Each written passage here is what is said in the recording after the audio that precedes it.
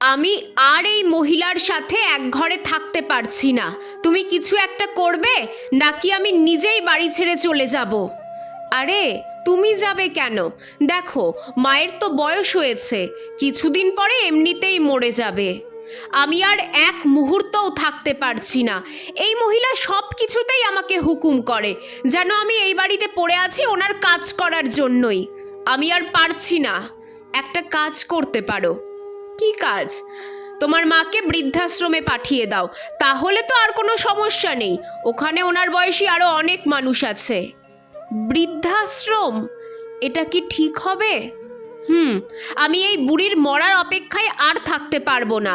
আর না হলে খাবারের সাথে বিষ মিশিয়ে দেই, একেবারে ক্লিয়ার। কি? আমি যেটা বলেছি সেটাই। তুমি বলো তুমি কোনটা করবে। ছেলেটা কি করবে চিন্তায় পড়ে গেছে। বৃদ্ধাশ্রমে পাঠালে লোকে কি বলবে?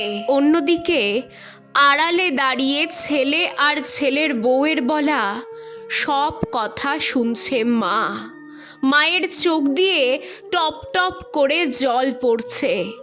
মায়ের বুক চিরে কান্না আসছে। উনি নিজের রুমে গিয়ে সন্তানের জন্য একটা চিঠি লিখে বের হয়ে গেলেন। ছেলে আর ছেলের বউ কিছুক্ষণ পরে মায়ের রুমে আসে। এসে দেখে মা বিছানায় নেই, ওখানে আছে একটা চিরকুট। ছেলে চিরকুট হাতে নিয়ে পড়তে শুরু করে। বাবা, আমি চলে যাচ্ছি, আমাকে আর মারতে হবে না, আমাকে নিয়ে চিন্তা করিস না, আমি ভালো থাকবো, তুইও ভালো থাকিস, তোর বউয়ের খেয়াল রাখিস। মেয়েটা অন্যের বাড়ি থেকে তোর কাছে এসেছে, ওর অযত্ন করিস না। জানিস খোকা, তোর বাবা মারা যাওয়ার পরে তোকে আমি অনেক যত্নে আদরে বড় করেছি, নিজে না খেয়ে তোকে খাইয়েছি। তুই আমার খুব আদরের ছিলি খোকা। তুই যখন ধীরে ধীরে বড় হচ্ছিস, তখন মনে হচ্ছিল আমার ছেলেটা বড় হয়ে এই অভাগা মায়ের যত্ন নেবে। সব সুখ তো সবার কপালে থাকে না বাবা, আমার কপালেও নেই। তুই যখন বড় হলি, চাকরি করতে শুরু করলি, তখন ভেবেছি তোকে আমি পছন্দ করে বিয়ে দেব। কিন্তু তুই যখন বলেছিস তুই একটা মেয়েকে পছন্দ করিস, তখন আমি দুইবার না ভেবেই রাজি হয়েছি। কারণ আমি চাই আমার ছেলেটা সুখী হোক। খোকা, জানিস আমার মনে খুব কষ্ট রে, কথা বলার একটা মানুষ নেই আমার।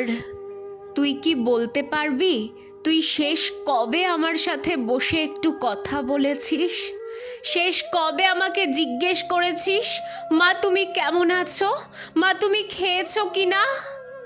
আমাকে শেষ কবে তুই মা বলে ডেকেছিস?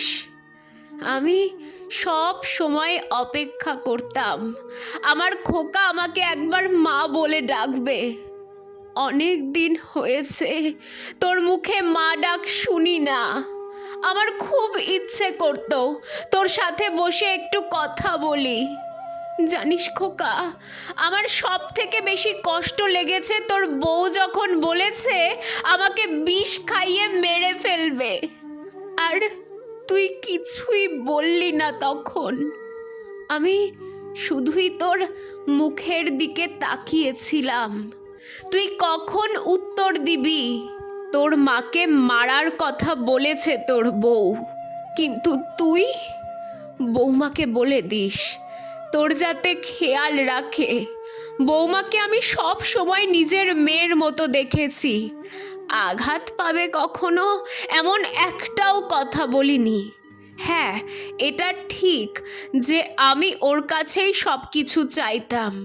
কি করব বল, আমার তো বয়স হয়েছে, নিজে রান্না করে খেতে পারি না, পেটের খিদে সহ্য হয় না আমার।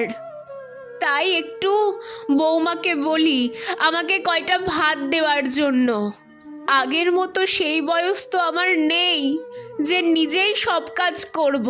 তোকে বড় করার জন্য আমি সারা জীবন মানুষের বাড়িতে কাজ করেছি, এখন আর পারি না বাবা, খুব কষ্ট হয় আমার।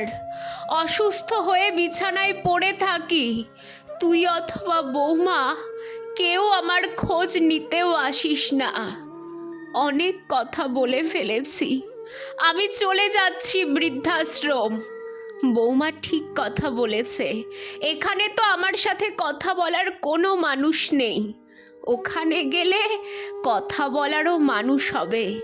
তোদের জন্য আমার আশীর্বাদ সব সময় থাকবে। তোরা ভালো থাকিস বাবা। ইতি, তোর বাড়ির আপদ।